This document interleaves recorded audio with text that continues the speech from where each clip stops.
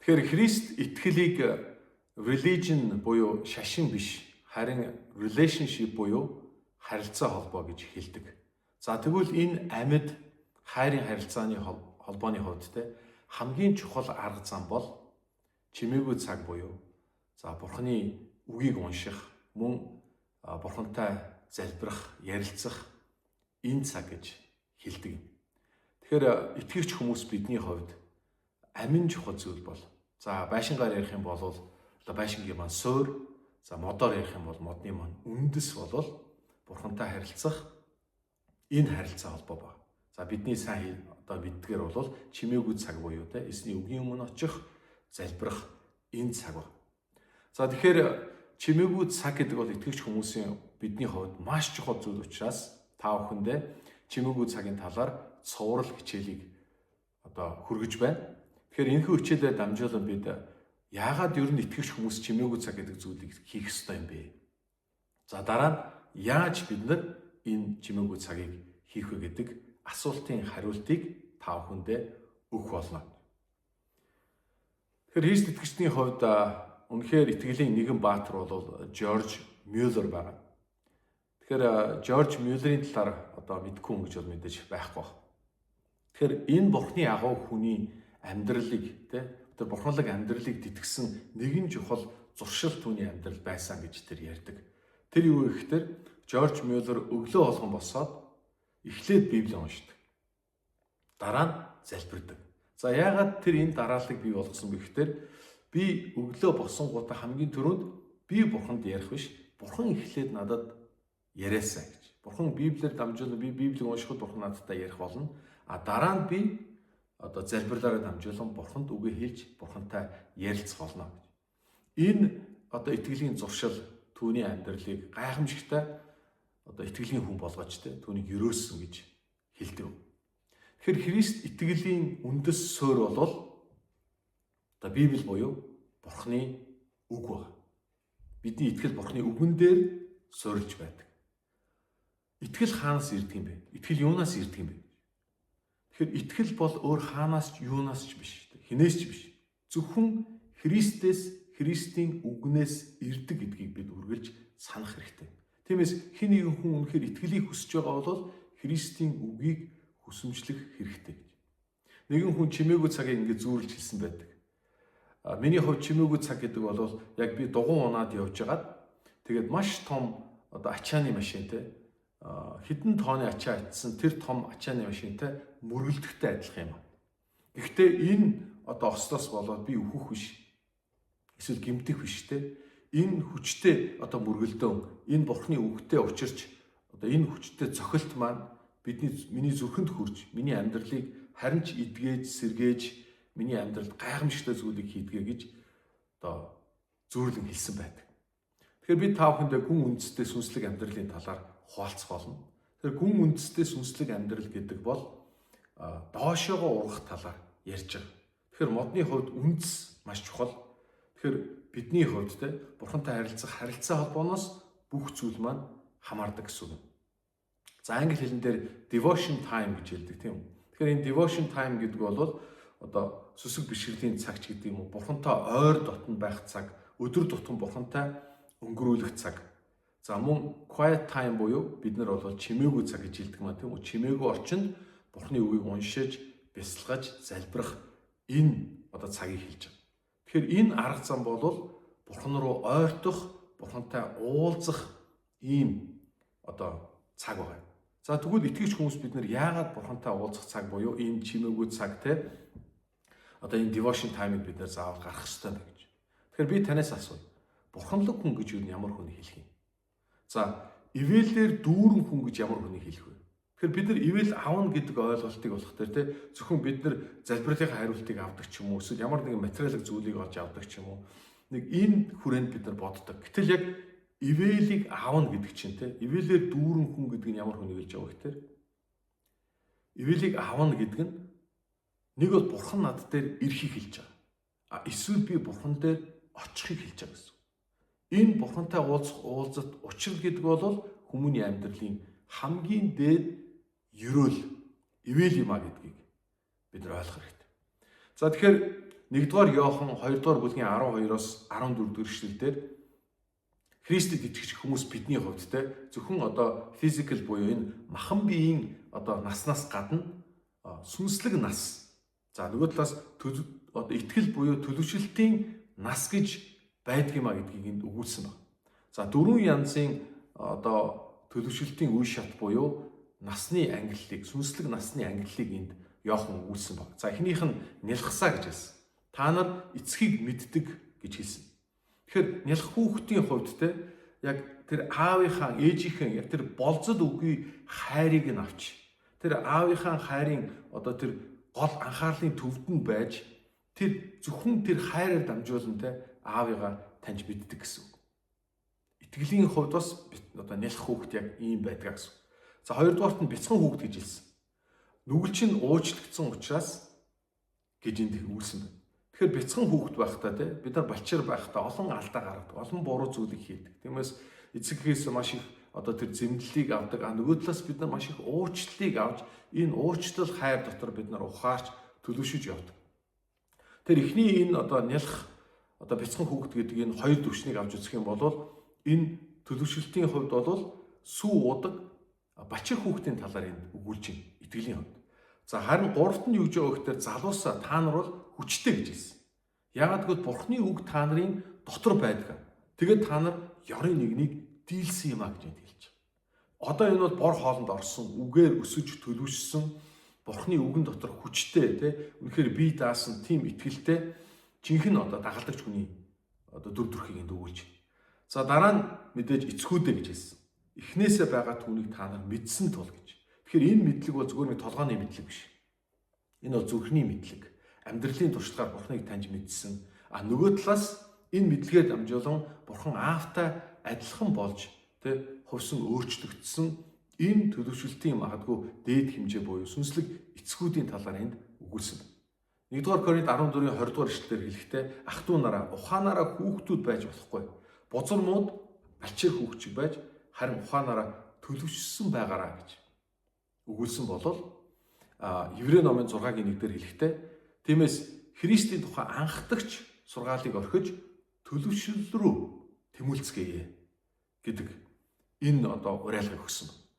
Тэгэхээр 30 жил болж байгаа Монгол чуулганы хувьд өнөөдөр энэ төлөвшил гэдэг зүйл бол хамгийн чухал одоо сэдэв байгаа юм аа. Учир нь Монгол чуулганы итгэгчнэр бид зүгээр нэг маш өргөн биш харин гүнзгий байхын төлөө бид өнөөдөр анхаарал цаг маань ирсэн гэсэн үг. За тэгвэл яагаад бид нар чимээгүй цаг хийх ёстой юм бэ? Яагаад бид нар одоо энэ чимээгүй цаг гэдэг зүйл чинь бидний энэ төлөвшөлтөнд нөлөө үзүүлдэг вэ гэдэг талаар та бүхэнтэй одоо хуваалцъя. Тэгэхээр бид нар энэ Библийг харах юм бол бид нар өөрсдөө итгэлийн амьдралыг бид харах юм бол бидний амьдралын төлөвшөлтийн нэг тийм явц байна. За энийг бид нар юутай зөвлөх вэ гэхээр төөрсөн хүүгээс аавын хүү буюу Бурхны хүү болох энэ явц буюу энэ процессын тухай ярьж байгаа.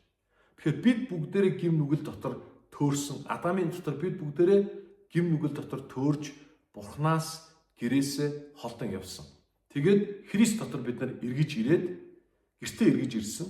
Энэ маань бид Бурхны жинхэнэ хүүхэд болохтой энэ үйл явц эхэлсэн гэсэн үг. За тэгвэл энэ процессыг бид нар Библийн дагуу 7 хэсэгт авч үзэх болох юм. За эхнийх нь мэдээж гэртээ байгаа, аавтай хамт байгаа гэсэн үг. За энэ бол Эхлэл номын эхний хэсэг буюу бүтээлийн хэсэг. Бурхан Адамыг бүтээжтэй. Адам анхны хүний дүр төрх, Бурхантай хамт байгаа, Бурханы оршихуйд байгаа тэр байдал. Хоёр дахь нь гэрээсээ ааваасаа дэлхий рүү, гим нүгэл рүү явж байгаа. За энийг бид нар уналт гэж хэлж байгаа. Эхлэл номын 3 дугаар бүлэг буюу уналт. Бурхан ааваасаа гим нүглээс болж холдсон, Бурханы оршихуйгаас холдсон гэсэн энэ зүйл. За гурав дахь нь дэлхийд буюу гим нүгэлтэй тэр одоо ертөнцид амьдарч үргэлжлэн амьдарсан. Энэ бол мэдээж уналт буюу Бурхан ааваасаа холдохоос гадна бүр Бурхан аав мартсан гэсэн ойлголт байна. За энэ ихний 3 бол мэдээж хуучин гэрээний гол сэдэв байдаг. За тэгвэл дөрөвдүгээрт нь одоо гэрлүүгээ эргэж ирж байгаа. Өөрөөр хэлбэл Бурхан аав руугаа эргэж ирж байгаа, Бурхноор ирж байгаа авралыг авч байгаа. За энэ бол мэдээж хуучин гэрээ нөгөө талаас шинэ гэрээний гол сэдэв буюу Христ ирсэн. Христ рүү нүгэлтнүүд иргэн ирж байгаа авралын тухай гол сэдэв ба. За тэгвэл 5 дугаарт нь Бурхан аав руугаа гэрлүүгөө эргэж ирсэн тэр хүү маань одоо гэртээ байхдаа аав руугаа өөрөөр хэлбэл аавынхаа зүрх рүү одоо улам ойртож байгаа. Аавтайгаа адилхан болж өөрчлөгдөж байгаа энэ ариусж төлөвшөж байгаа энэ үйл явцын тухай гарч байгаа.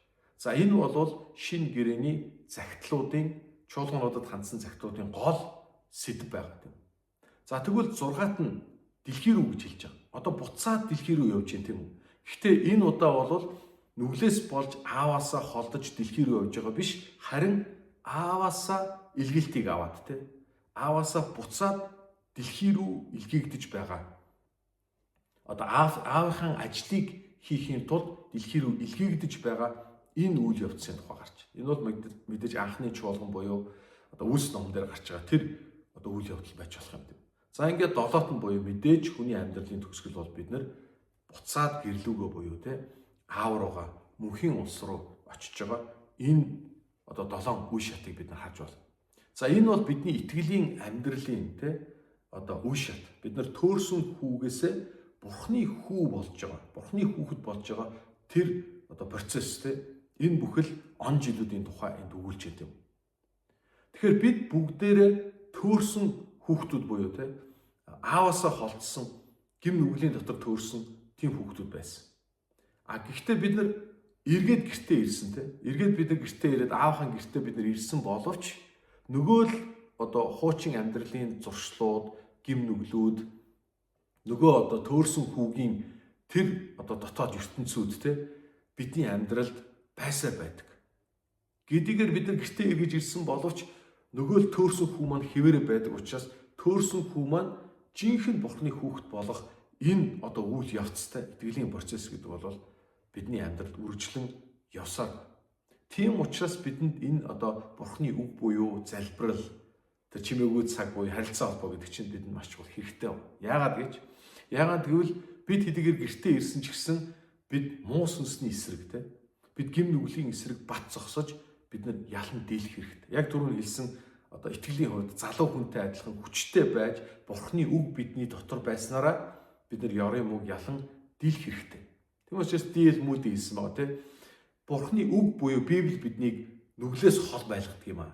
Нөгөө талаас гим нүгэл биднийг Библиэс Бурхны үгээс хол байлгахыг хүсдэг. Тэгэхээр муу сүнс үнийг мэддэг учраас одоо муу сүнс үргэлж биднийг Бурхны үгнээс хол байлгахыг хүсдэг. Чи Библийг бити уншаа, чи чимээгүй цаг бити хий, чи цуглаанд очиж сургаал нэг их сонсоод ах хэрэггүй гэж.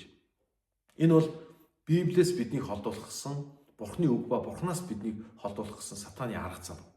Тэгэхээр муу сүнс итгэгч хүмүүс бидний хувьд муу сүнс хизээч бидний авралыг булааж авч чадахгүй гэдгээ тэр мэддэг. Гэхдээ муу сүнснийг хийдэг одоо хамгийн том тэр уруу татлага арга зам юу гэхээр биднийг Бурхны хүүхэд шиг жинхэнэ итгэгч шиг амьдруулахгүй байхын тулд тэр маш олон одоо уруу татлагыг бидний эсрэг хийдэг. Тэгэхээр бидний зүгээр л нэг хэр тааруулхан, шашинлаг, бүлээхэн, нэр төдий, хүчгүй, үйлсгүй тийм л байлгахыг хүсдэг. Тэгвэл яг энэ сатааны одоо уруу татлагыг ялахын тулд бид Бурхантай ойртох хэрэгтэй, Бурхантай байнга уулзах хэрэгтэй гэсэн үг. Гэтэл номын 33 дугаар бүлгийн 11 дугаар эшлэлдэр анд нөхөртөөгөө ярьж байгаа мэт Яава эзэн Бурхан Мөсөд нүүр тулан ярьдаг байлаа гэж. Тэгэхээр Мөсө үргэлж Бурхантай ойр байж Бурхантай ярьдаг байсан Библийн олон баатруудын нэг байна. Тэгэхээр Бурхан яг түүнтэй анд нөхөртөөгөө ярьж байгаа юм шиг ойр дотн тэгж ярьдаг байсан харилцаа холбооны тухай ач үзэж байгаа. Тэгэхээр чимээгүй цаг гэдэг бол бидний хувьд Бурханд ойртох цаг. Нөгөө талаас ариун сүнсний хүч чадлыг авах цаг. Мөн Бурханыг таньж мэдэх цаг. Бурханыг таньж мэдснээр Бурхантай адилхан болж хөвсөн өөрчлөгдөх энэ одоо явц гэж бид нар ярьж байна тийм үү. Тэгэхээр Бурханы хүн гэж ямар хүнийг хэлэх юм бэ? Бурхан яг ямар хүнийг ашигладаг юм бэ гэж. Бурхан өөрийнхөө үгээр сургагдсан, өөрийнх нь үгээр бэлтгэгдсэн, өөрийнхөө үгийг чих тавин сонсдог тийм хүнийг илүү их бурхан ашигладаг. Тэгэхээр та нар сэлэм хийдэг одоо арга замын тухай одоо тийм процессыг та нар мэдчихэж байгаа юм. Эхлээд одоо сэлмийг бол тэр халуун галд тийм түүнийг халаадаг. Тэгэхээр төмрийг англи хэлэндээ нэг юм зүүрт зүг байдаг. Төмрийг хэлбэр төрсийг өөрчлөхийн тулд эхлээд халуун галд хийж халуун байхад нь түүнийг зохиж хэлбэрийг өөрчилдөг гэсэн тийм үг байдаг. Тэгэхээр энэ одоо гал халуун тэр бурхны үгэн дотор ариун сүнсний гал дотор хүн шатах үед тэр үгээр тэр хүний хэлбэр төрс өөрчлөгдөж эхэлдэг. За тэгээд дахиад хүүт усан дүрж бат бөх болгоод дахиад халуун усанд одоо халуун галт хийгээд те энэ процесс дахин давтагдаж дахин одоо хийгдснээр энэ тэгшлэгдэж эртээ болдог тийм. Өөрөөр хэлбэл бурхны үгэн дотор ийм хүү итгэгч хүн болол амьдрал нь хувьсан өөрчлөгдсөөр явдаг гэдгийг бид эндээс дахин харж болох юм. За дахиад бид нар асууж байгаа юм. Яагаад бид нар devotion буюу энэ одоо итгэлийн цаг, чимээгүй цаг, бурхантай ойрхон энэ цагийг гаргах ёстой юм. Тэгэхээр Лук номын 3 дугаар бүлгийн одоо 1-р эшлэл дээр тэр үед бурхан хээр цөлд байгаа Захариягийн хүү Йоханд үгээ илгээжээ гэж.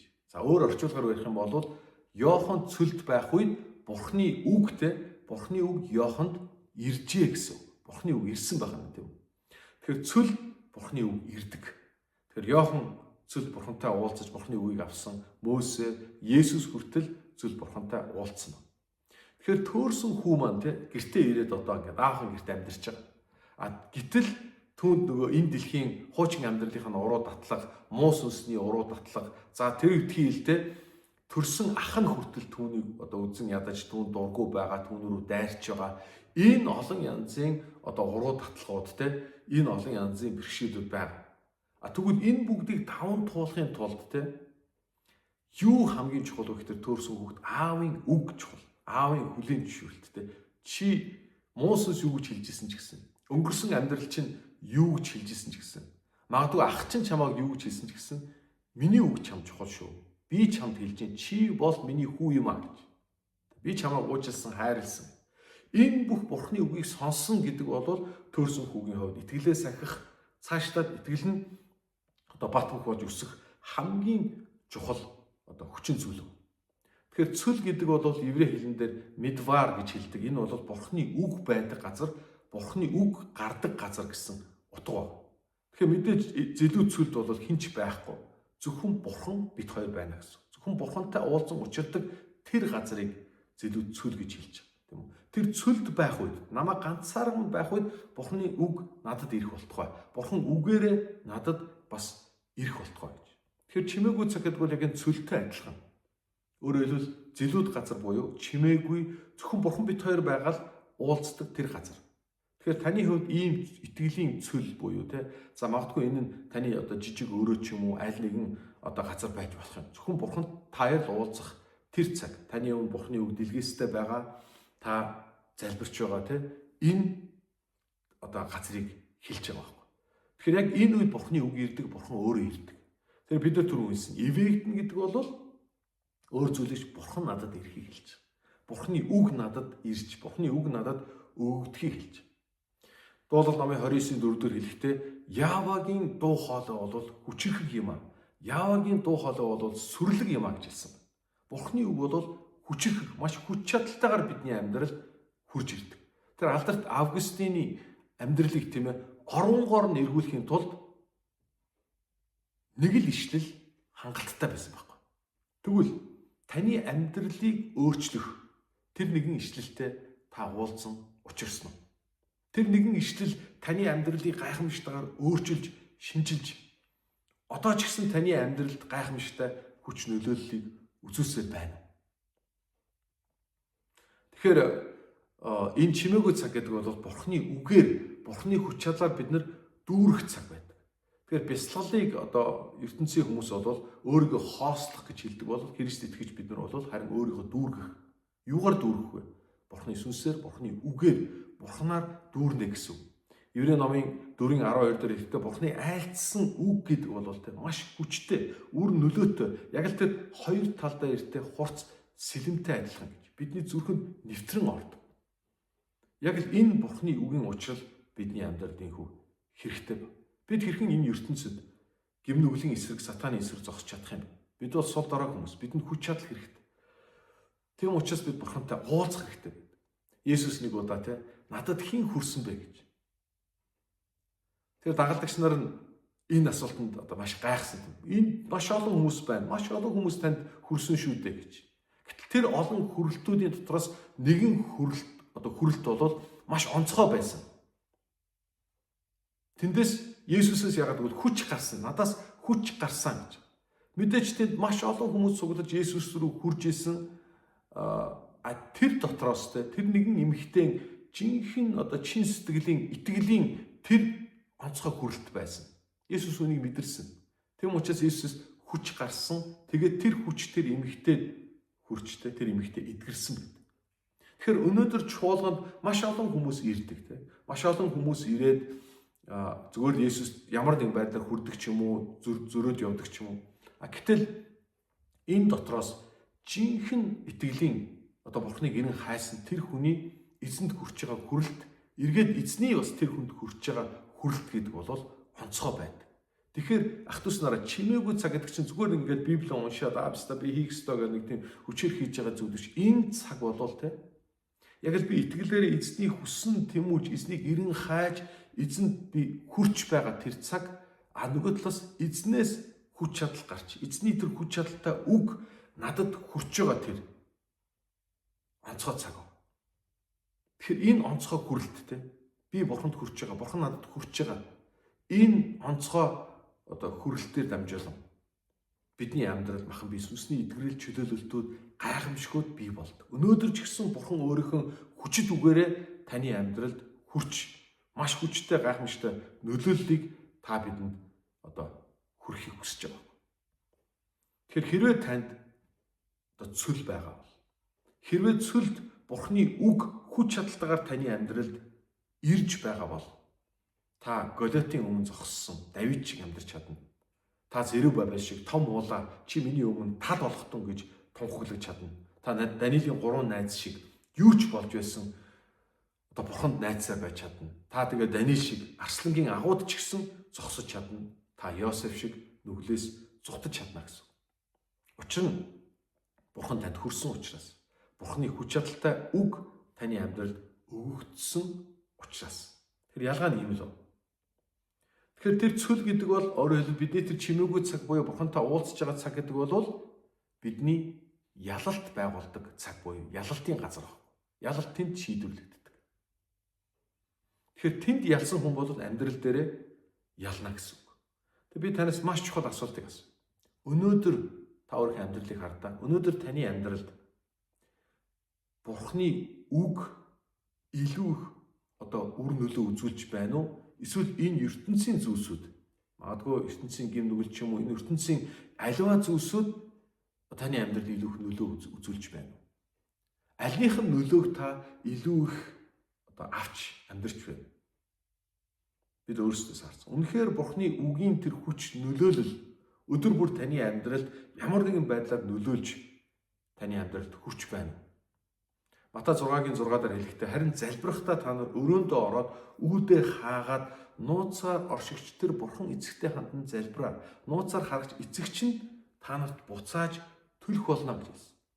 Энэ эзэнтэй уулзах нэгний учрал болвол чимээгүй цаг. Тэм учраас нэг хүн чимээгүй цаг болвол ганцаарчилсан сэргэлтийн цуглаа юм аа. Энэ онцгой сэргэлтийн цуглааны номлогч нь хин нэгэн хүн биш, ариун сүнс юм аа. Бурханы үг юм аа. Харин оролцогч нь бий байдаг. Яг энэ сэргэлт бидний амьдралд үнэхээр хэрэгтэй. Тэр төөрсөн хүү аав руугаа иргэн ирж байгаа гэдэг чинь эхний сэргэлт. Гимшил, ухаарл түүний амьдралд байна.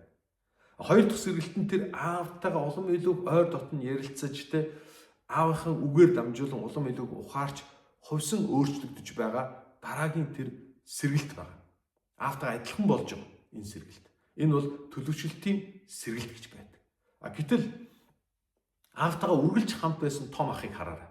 Энэ том ах бол гэртээ аавтайгаа үргэлж ойрхон байсан боловч зүрх нь ааваасаа хол байсан. Тэр аавынхаа хүсэл зорилгыг тэр ойлгоогүй, тэр аавтайгаа адилхан биш, ааваасаа өөр байсан. Махан бие хувьд ойр байсан. Харин зүрх нь сүнс нь ааваасаа хол байсан. Магадгүй бид заримдаа чоолгон дотор байхдаа яг л энэ том ах шиг болчихсон байдаг. Тэгвэл том ах болон энэ төөрсөн хүү хоёрын ялгаа нь юу вэ гэхдээ тэд нар адилхан гэртээ эргэж ирсэн гэртээ байгаа тийм. Бурхан аав руугаа зүрхэн ойрхон байгаа. Энэ сэргэлт байгаа гэдгийг энд хэлж байгаа байхгүй. Тэгэхээр таны амьдралд яг энэ онцгой сэргэлтүүд байгаасаа гэж хүсэж байна. Нүүрснээс бриллиант буюу очир алмаз бий болдог гэдгийг та мэдэх үү? Тэгэхээр газрын гүндэх тэр нүүрс олон жилдээ тэр газрын халуун тэр нөхцөл байдлын дотор хувьсан өөрчлөгдөж тэр үнэтэй нөгөө очир алмаз болж хувьсдаг.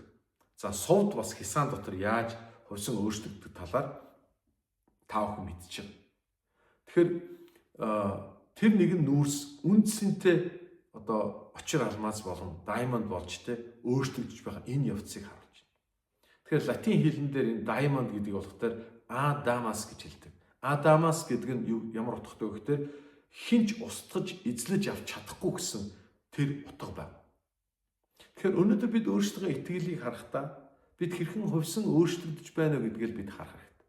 Бид нэр төөрсөн хүүгээс аавын хүү болон өөрчлөгдөж байгаа тийм нүгэлтнээс бурхны хүн болж өөрчлөгдөж байгаа энэ процесс бол яг л нүүрснээс очир алмаз болж өөрчлөгдөж хувьсж байгаа энэ явц энэ процессыг хэлж байгаа юм. Бурхны үг биднийг энэ хувьсэл руу хөдөлж чадна гэдэг таалгаар. Явгийн үг бол цэвэр тунгалаг шавар зуухан 7 удаа тунгааж цэвэршүүлсэн мөнгөтэй адилхан гэж хэлсэн. Хууль заавартай нь сайн юм хур их алт мөнгөнөөс ч илүү юм а гэж Давид өөрийн дуулалдаа хэлсэн.